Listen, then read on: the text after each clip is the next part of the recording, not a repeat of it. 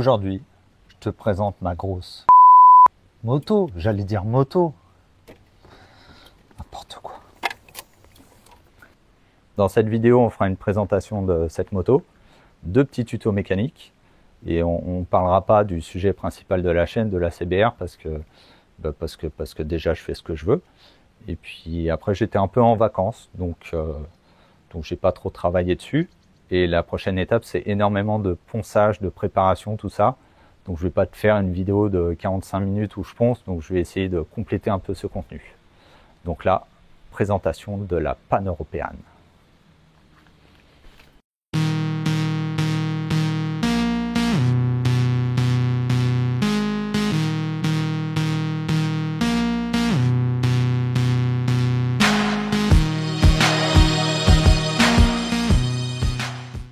Honda Pan-Européenne 1100 ST.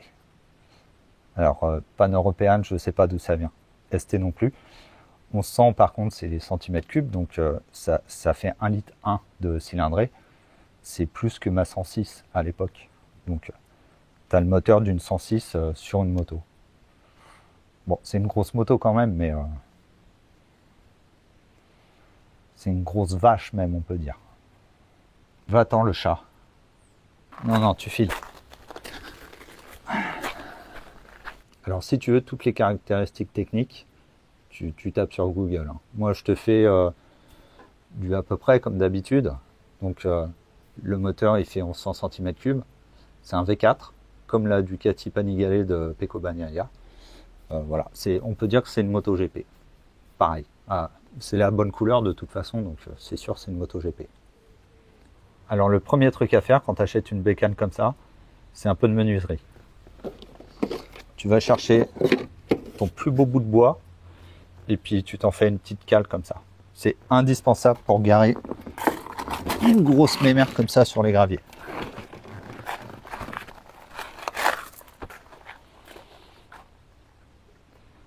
Parce que quand ça tombe, c'est lourd. Donc c'est une moto qui fait 280 kg à vide. Donc quand tu fais le plein et que tu mets tous les liquides, tu dépasses les 300 kg. Le réservoir, il a tellement de capacité que quand tu iras rouler avec tes potes, ils feront 2 fois le plein quand toi tu le feras qu'une fois. Donc c'est plutôt ta passagère qui te demandera de faire des pauses pipi avant que la moto te demande de l'essence. Et d'ailleurs, tu croiras qu'elle n'a jamais besoin d'essence cette moto parce que l'aiguille, elle reste sur full. Déjà, quand tu fais le plein, c'est au-delà de full.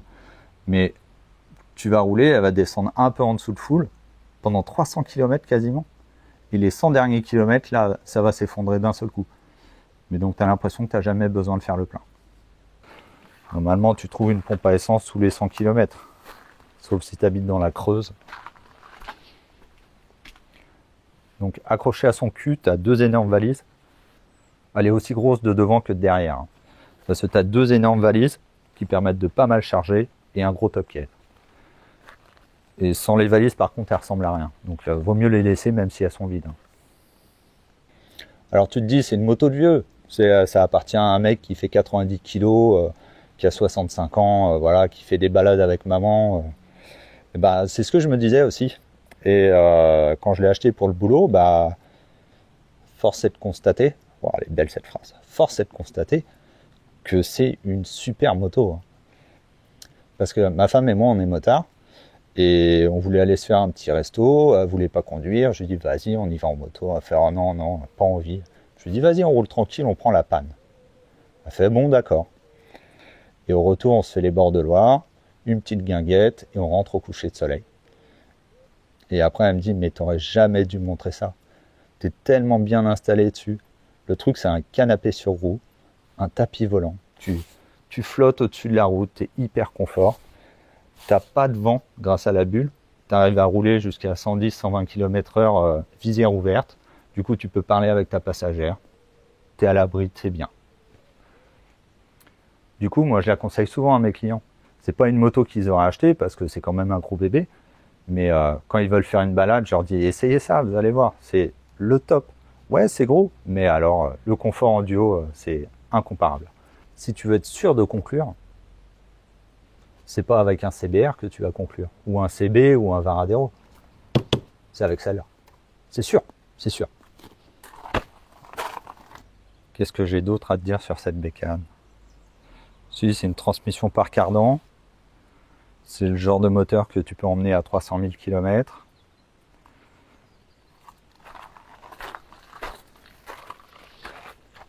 Tu as un phare de poids lourd devant.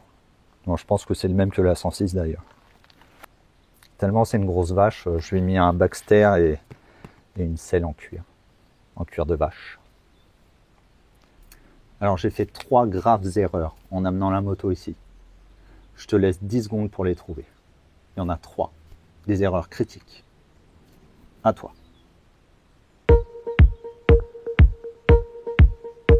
Voilà, c'est terminé. Donc la première erreur, c'est que je suis en tongue. La deuxième, c'est que je suis face à un mur. Et la troisième, c'est que j'ai bloqué la roue avant, je me suis enfoncé dans le gravier. Être face à un mur et enfoncer la roue dans le gravier, ça veut dire que je vais devoir sortir une moto de 300 kg en la poussant en marche arrière. C'est très très compliqué dans les graviers. Très très compliqué. Ne fais pas ça. C'est une erreur que tu fais qu'une seule fois. Une seule fois. Après, tu apprends qu'avec cette moto, il faut toujours penser au moment où tu vas repartir avec. Donc tu ne te gares jamais dans une descente face à un trottoir. Jamais. Sinon, il faut que tu appelles des potes pour t'aider à la sortir. Alors, c'est une moto qui est lourde, oui, mais ça se ressent qu'entre 0 et 5 km/h. Quand tu la manœuvres à l'arrêt, quand tu es à côté, quand tu es dessus et que tu pousses avec les pieds, quand tu essaies de faire un demi-tour très serré ou un virage très serré, là, c'est compliqué. Il faut prendre son temps et bien tout vérifier. Parce que dès qu'elle passe son point d'équilibre et que tu es du mauvais côté, c'est fini, tu ne la rattrapes pas. Là, tu peux juste essayer de l'accompagner, la poser par terre. D'ailleurs, ils ne se sont pas trompés. Ils ont mis des énormes pare-chocs ici. Ils sont bien utiles, clairement. Mais dès que tu dépasses les 5 km/h, alors là, ça devient aussi léger que n'importe quelle autre moto.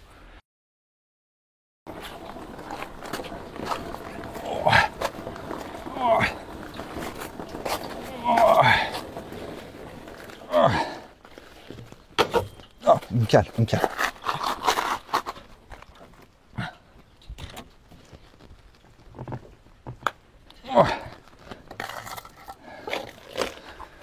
Ah. Ouais, c'est une grosse vache aussi. Pan Européen 1300 de 2003. Ouais, j'en ai 2. Enfin, j'en ai 2 pour l'instant. Celle-là, elle est vendue, donc je garde celle-là. Celle-là, elle est de 2003. Donc, il y a 10 ans d'écart entre les deux. Et clairement, 10 ans de design chez Honda, c'est ce qu'il fallait. C'est parce que elle est vachement plus belle quand même. Quand même. Celle-là, elle est bien, mais on dirait, tu sais, un vieux Merco. Elles sont cool, mais le design, il est rétro. Elle me fait penser à ça. Celle-là, elle est bien. Alors, je suis pas ingénieur chez Honda. On me voit là? Je sais pas. Alors, je suis pas ingénieur chez Honda et je me suis pas trop renseigné, donc je vais pas pouvoir te donner les caractéristiques de chaque moto. Tu chercheras par toi-même. Moi, je t'en parle en tant qu'usager, consommateur. Et celle-là, je l'ai pas trop roulée encore, mais j'ai confiance. Ils en ont aussi profité pour augmenter la cylindrée. A priori, celle-là, elle était un petit peu légère dans les hautes vitesses. Mais bon, est-ce que tu as envie d'aller à 200 km/h avec ça? Je suis pas sûr. Donc, ils l'ont passé en 1300, donc 1,3 litre. Ça fait beaucoup, 1,3 litre. Comme la Yabusa. Si je te fais un petit comparatif, juste en tant qu'usager de la moto, je te dirais, celle-là, je l'ai achetée 1800 €, donc elle est de 92. Et celle-là, je l'ai achetée 3900 €, donc elle est de 2003. Donc il y a à peu près 2000 balles de différence entre les deux. Ce que j'ai noté en différence singulière, c'est que celle-là paraît plus agile. Alors je ne sais pas s'ils ont baissé le centre de gravité ou le poids ou je ne sais pas quoi, mais en tout cas, elle paraît plus légère. Celle-là, quand tu montes dessus, c'est lourd direct. Celle-là, ça semble moins. L'autre différence notable et très appréciable, c'est donc là, tu as une protection de dingue. Vraiment, tu peux rouler visière ouverte, parler, tu n'as pas de perturbation, rien du tout. T'as même au niveau des jambes, t'es protégé. S'il pleut, t'es même pas mouillé. Hein. Et sur celle-là, ils ont rajouté... Je te montre.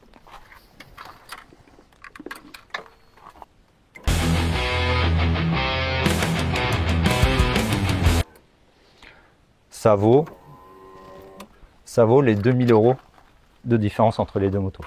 Juste pour ça. Non, il y a un deuxième truc qui est très appréciable, c'est que là, tu as un starter manuel et que là, il est automatique. Ça, c'est bien aussi. Un défaut que j'ai eu sur celle-là, par contre, c'était que quand le pneu avant est usé, si tu lâches le guidon, elle guidonne. Donc, tu me diras, normalement, tu lâches pas le guidon, mais pour vérifier, je sentais un peu des vibrations dans le guidon. Et quand tu le tiens à une main, franchement, ça va, mais tu lâchais le guidon, mais ça partait dans tous les sens. Donc voilà, le pneu n'était pas mort de chez mort, hein, mais voilà, dès qu'il est un peu usé, tu peux avoir du guidonnage si tu lâches les mains. Donc lâche pas les mains. Et celle-là, bah, je l'ai depuis très peu de temps, donc je vais pas pouvoir t'en dire beaucoup plus, si ce n'est les premières impressions que j'ai eues en la roulant. J'ai dû faire une centaine de bornes avec, donc je ne peux pas me prétendre expert. De toute façon, sur aucun niveau, je peux me prétendre expert. Non, celle-là, elle est belle, hein, sérieusement. Ça va, hein. On a deux petites choses à faire dessus. On va installer un chargeur USB. Donc, je vais te montrer comment on va faire. Et on va... Attends. Et on va rénover les plastiques qui ont un peu cuit au soleil. Donc, je te montrerai le petit produit que j'ai. Marche arrière, gravier. Mais quel con, mais quel con, mais quel con, mais quel con.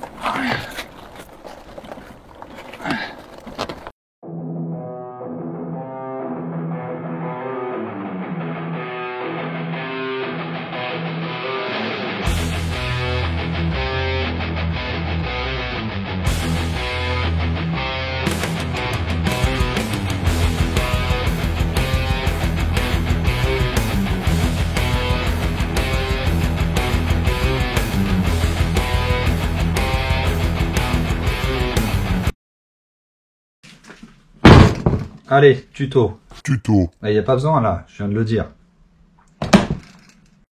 Bon, je suis pas encore assez qualifié pour devenir journaliste de moto.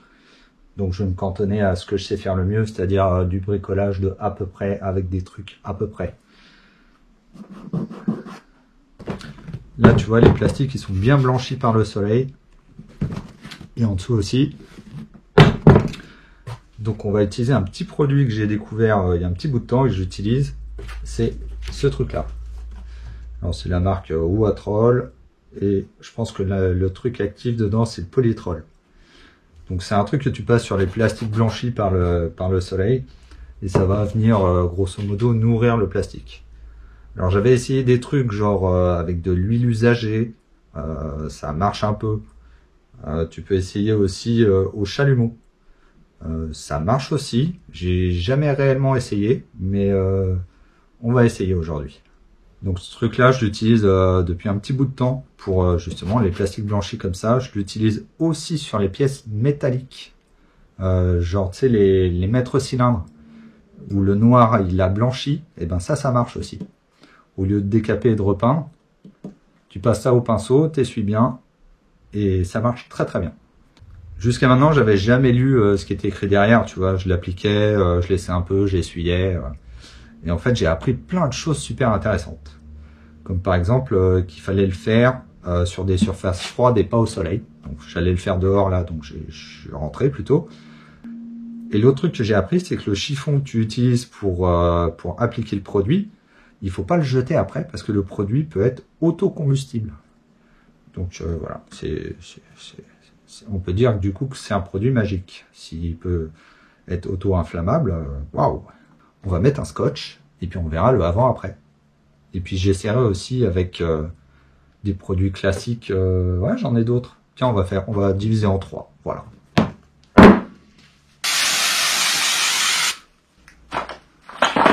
La marque du scotch n'a pas d'importance. Tiens, on va commencer avec un premier prix Rénov plastique extérieur vendu chez Monsieur U.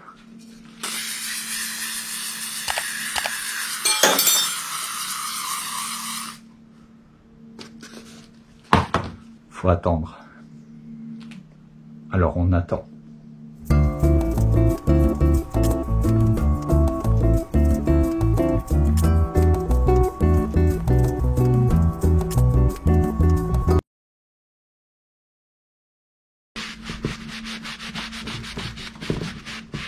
Putain, ça marche bien, ouais.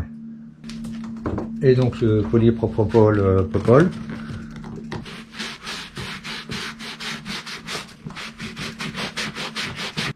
Ouais, tu vas me dire qu'il y avait des taches sombres ici, donc ça fausse la donne. Donc je vais faire là aussi où il n'y a pas de taches sombres.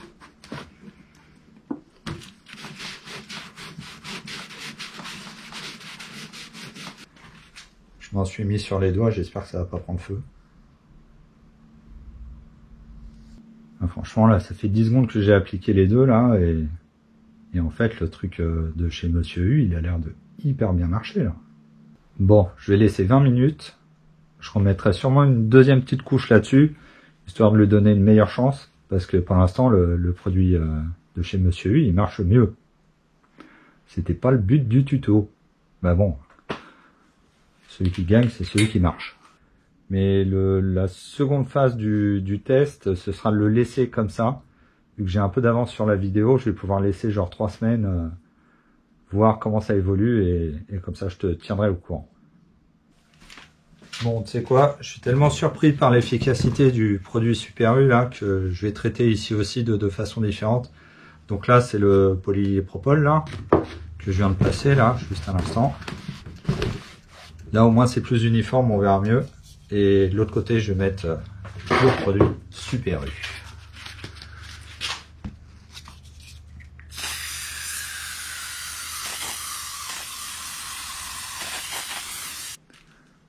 Vu comme ça, il n'y a pas grande différence. Merde. Bon, bah 20 minutes après, on ne voit strictement aucune différence entre les deux produits. Comment te dire que c'est un peu une déception pour l'instant.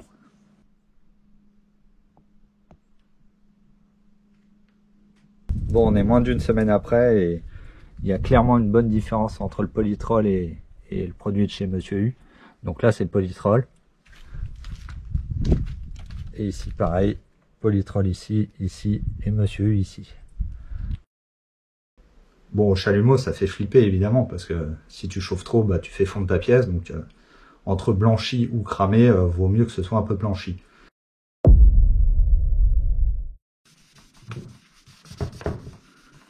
Waouh, ils ont fait un top case en marbre. J'avais jamais vu ça.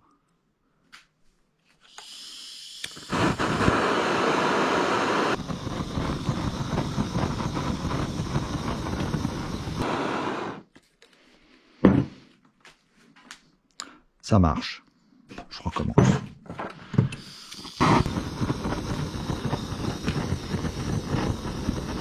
Cette cascade est réalisée par un professionnel. C'est bien cette vidéo parce que je vais répondre à plusieurs questions. Par exemple, est-ce que le plexiglas fond plus vite que le plastique? Pour l'instant, la réponse est non. Est-ce que les autocollants résistent à la haute température? Oui.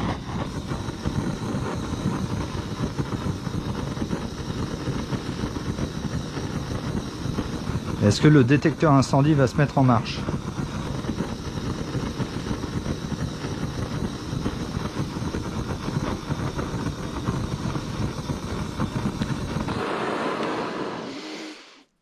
Franchement, c'est ouf. Ça a super bien marché. Un petit coup de polytrol au-dessus et à mon avis, on est bon.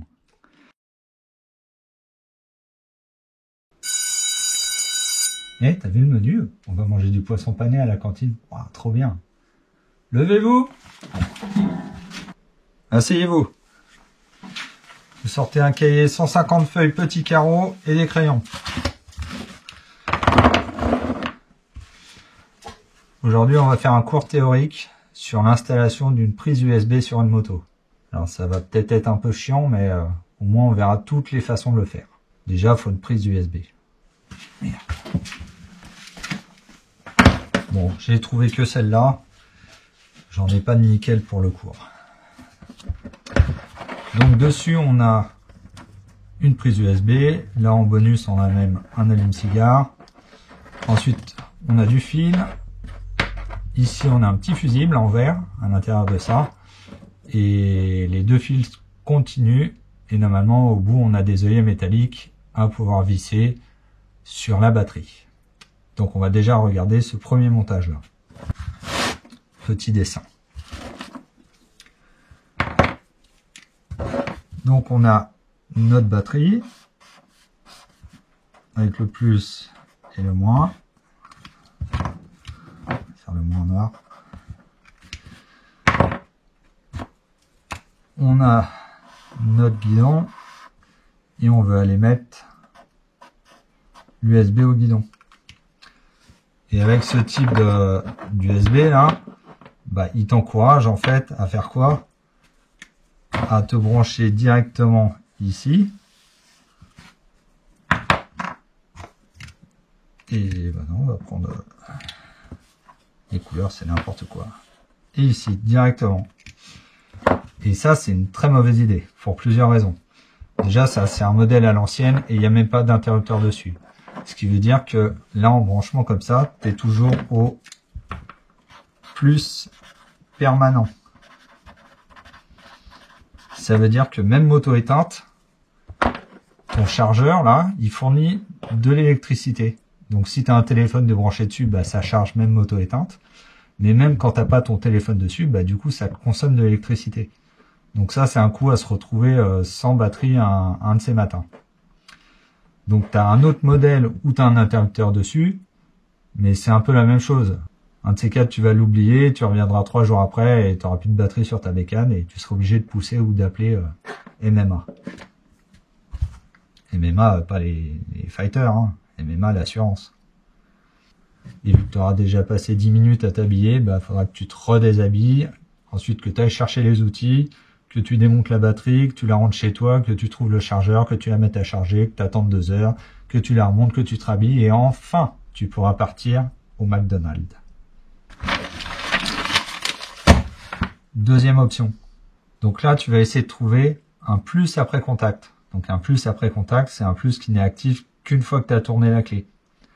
Et pour moi, le meilleur plus après contact, c'est la veilleuse avant.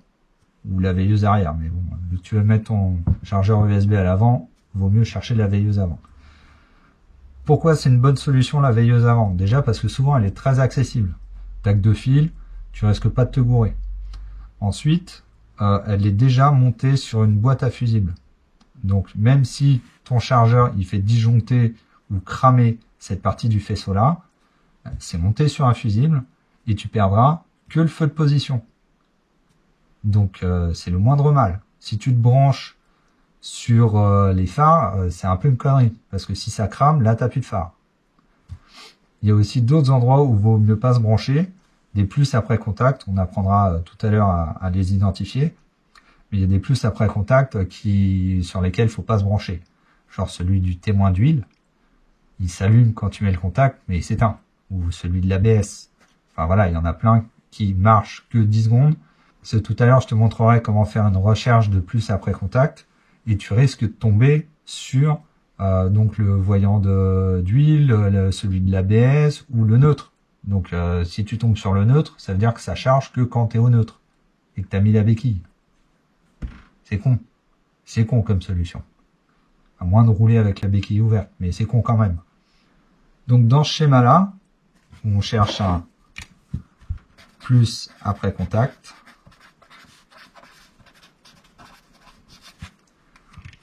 On va venir se vampiriser en fait sur les câbles de la veilleuse. Donc la veilleuse elle a 2 fils. Et ben le moins tu le relis. Et le plus tu vas le chercher ici.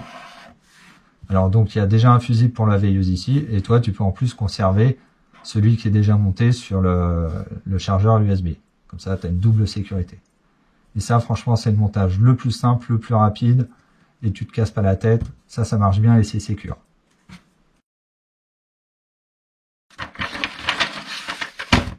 Troisième méthode, c'est le plus après contact. Indiana Jones.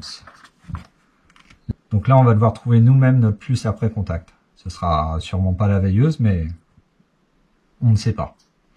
Donc on a toujours notre batterie qui va fournir de l'électricité à la boîte à fusibles. Et on va justement aller chercher par là. Oui, parce qu'il y a des motos où la veilleuse est tellement inaccessible qu'il vaut mieux aller chercher autre part. Là, dans mon cas, là, sur la panne européenne, ça oblige à démonter la moitié de la moto. Tous les carénages avant, faut les faire tomber. Donc, si tu veux, j'ai pas envie de faire ça, donc je vais plutôt trouver une autre méthode. Dans la boîte à fusibles, on va aller chercher un plus après contact. Donc, soit on a du bol, c'est écrit dessus, mais bon, ça m'étonnerait. Soit on va le trouver, et comment on va le trouver? Deux méthodes. Grâce à ça, c'est une lampe témoin. Et c'est tout bête. Tu branches une pince sur le moins. Et après, tu testes les fils dans la boîte à fusibles en mettant le contact et en enlevant le contact. Et comme je te disais pour la méthode d'avant, faut faire gaffe.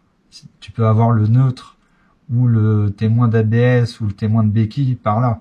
Donc, faut aller jusqu'au bout du démarrage pour vérifier qu'on a bien toujours du contact. Sinon, tu vas faire tout ton montage, tu vas rouler 10 mètres, tu vas voir le truc s'éteindre et tu vas faire « Eh merde !» Deuxième méthode Indiana Jones. C'est le schéma électrique. Alors, je sais, ça fait flipper, mais franchement, là, il est hyper bien fait, quoi. En plus, c'est en couleur, donc trop facile. Donc, comme je disais, un fil idéal sur lequel se connecter, c'est la veilleuse avant ou la veilleuse arrière. Donc là, on va les repérer. Et du coup, là, on a la veilleuse avant. Et on voit qu'il y a un fil vert. Donc le vert, c'est le négatif. Et un fil marron bordeaux. Et on voit qu'à l'arrière, on a sur le feu de position arrière, on a pareil, on a un bordeaux et un vert. Et là, on a l'éclairage de plaque, un vert et un bordeaux. Donc on peut conclure que le bordeaux, c'est un plus après contact. Donc si on trouve un bordeaux en fouillant au milieu de la moto, en dégainant un peu, et ben on est sûr que ce fil c'est bon, on pourra se brancher dessus. Et si on suit ce fil sur le schéma électrique, on voit qu'ici, il y a une connexion, et il passe en noir avec des taches marron. Et grâce à ça, on a une deuxième couleur de plus après contact. Donc on peut tomber potentiellement sur ces deux couleurs, déjà c'est bon. Il est facile ce schéma. C'est le schéma le plus facile que je vois. D'habitude c'est en noir et blanc avec juste écrit BK, WX. C'est plus galère que ça. Là c'est facile. Tiens regarde, c'est le même schéma mais en noir et blanc. Et fait par une autre marque. Celui-là c'est un peu plus tendu. Donc ça c'est revue Mototechnique. Et ça c'est celui qui est plus cher, c'est Heinz. Et ça en anglais. Mais en Angleterre, ils ont inventé les couleurs. Donc, merci. Il y a une quatrième méthode. Mais c'est une méthode underground. C'est une méthode qui se dit pas parce que elle est un peu crasseuse. Je te la montre quand même. Donc, c'est une méthode de crasseux parce que, en fait, tu vas emmener ton plus et ton moins, genre, dans la boîte à gants. Je te dessine une boîte à gants. C'est une boîte à gants, c'est comme ça une boîte à gants. Et ensuite, ton moins, tu vas le relier à ton chargeur USB. Et ton plus, tu vas lui ajouter un petit interrupteur. Et ça va te permettre de couper le jus du chargeur USB. Alors pourquoi c'est crasseux? Parce que ça correspond au même montage que quand tu as l'interrupteur directement monté sur le chargeur USB. Donc il y a toujours un risque de l'oublier. Et le deuxième truc crasseux, même si j'ai pas bien compris pourquoi, c'est que de monter un interrupteur directement sur un fil de charge, c'est pas conseillé du tout. Normalement, il faut mettre un relais. Alors un relais, c'est une boîte et tu as plus de fiches dessus, tu en as 3 ou 4. Et en fait, si j'ai bien compris, là, à partir de maintenant, je peux dire des conneries. Si j'ai bien compris, en fait, ton jus, il arrive au relais. Vas-y, je te dessine un truc. J'ai zoomé, là. Ça, c'est l'interrupteur. Ça c'est le relais. Donc tu as le jus qui arrive au relais.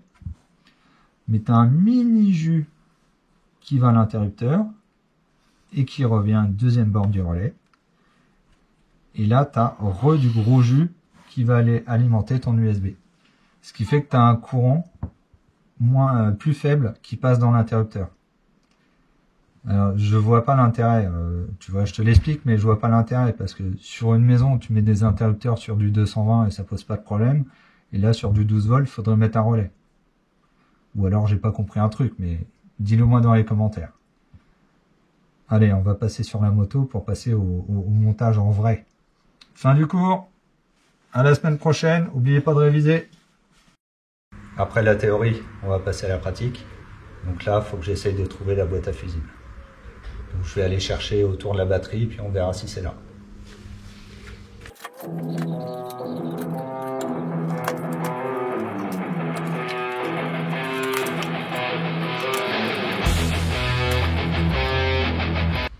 C'est pas là. C'est de l'autre côté.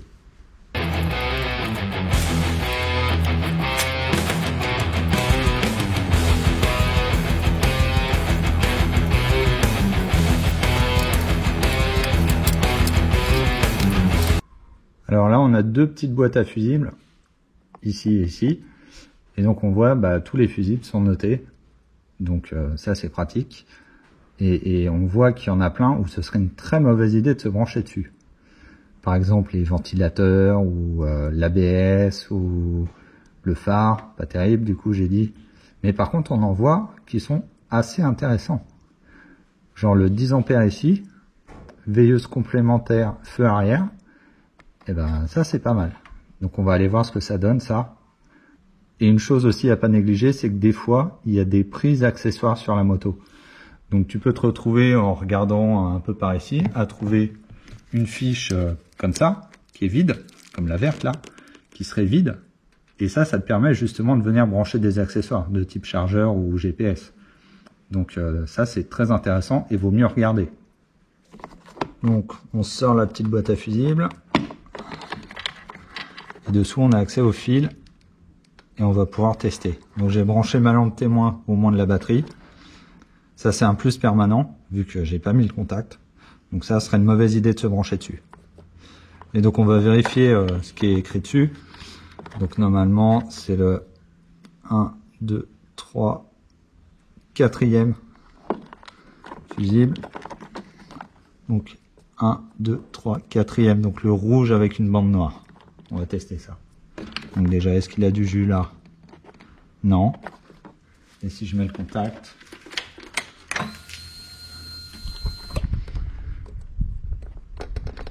Il y a du jus.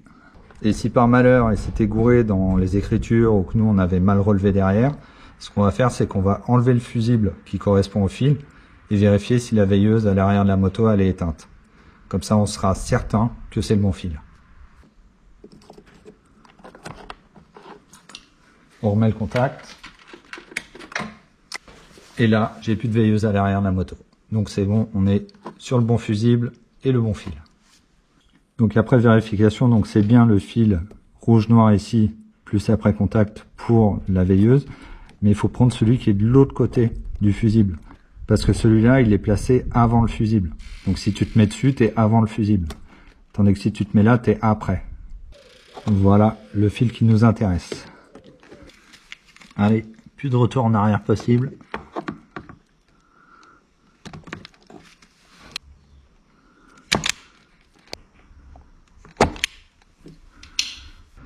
Donc je vais ajouter mon fil plus du chargeur au fil qu'on vient de couper. Et donc là j'ajoute du flux. Je t'expliquerai après à quoi ça sert.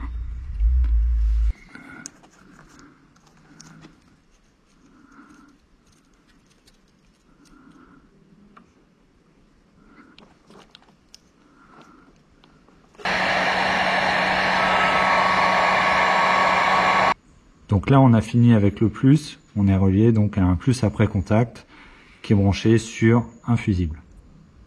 Et donc maintenant j'ai besoin de trouver un moins. Donc j'ai été me brancher au bout de mon plus qui me servira à brancher le chargeur. Et avec ma lampe témoin, je vais aller me chercher une prise sur le cadre. Parce que j'ai pas envie de chercher un fil, même s'il y en a là, des verres. Voilà, c'est aussi simple que je viens de me brancher ici. Et je voulais vérifier si celui-là, il était aussi à la masse. Du coup, je vais pouvoir me brancher ici avec un œillet.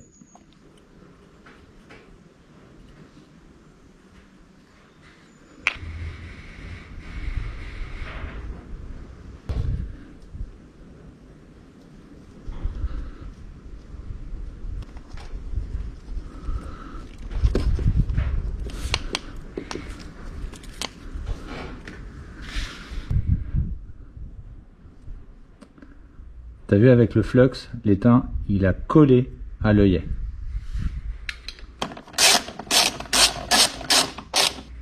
Donc là, j'ai fait un petit montage histoire de vérifier. Donc j'ai la pince au moins et le plus au bout de la lampe témoin. Et quand je mets le contact, j'ai bien la lumière qui s'allume. Donc pour l'instant, moi je vais laisser comme ça. Une fois que j'aurai reçu le chargeur USB, j'aurai plus qu'à me raccorder sur les deux fils ici et à l'envoyer à l'avant de la moto. Alors les plus observateurs auront remarqué que j'ai utilisé ce produit du Flux. Alors ça aide l'étain à coller. Ça c'est du câble Hi-Fi. C'est pas du tout bon, hein, mais j'avais que ça sous la main. Et ce qui arrive souvent, c'est que c'est très difficile de souder de l'étain dessus. Je sais pas pourquoi, sur le Hi-Fi, je sais pas ce qu'ils mettent. Et donc le Flux va t'aider à coller dessus. Et tu as vu que ça permet même de coller sur la rondelle, sur les rondelles comme ça là. Ça a super bien collé dessus grâce au Flux. Tout ne s'est pas passé comme prévu.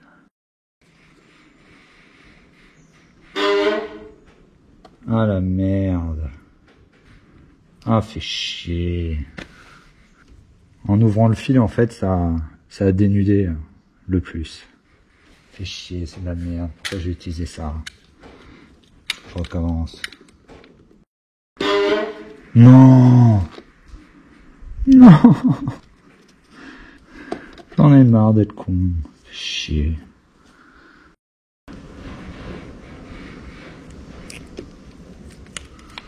Oh, putain. Ah, c'est chaud. Ouais, c'est bon, ça me casse les couilles. Bon, maintenant, j'ai plus qu'à attendre mon chargeur USB et puis ensuite remonter tous les carénages, les selles, les valises. J'espère que tu as aimé ce format de vidéo où je te présente une moto et je te fais des petits tutos en même temps. Voilà, dis-moi ce que tu en as pensé dans les commentaires. Et on se retrouve au prochain épisode avec le CBR et on continue la restauration.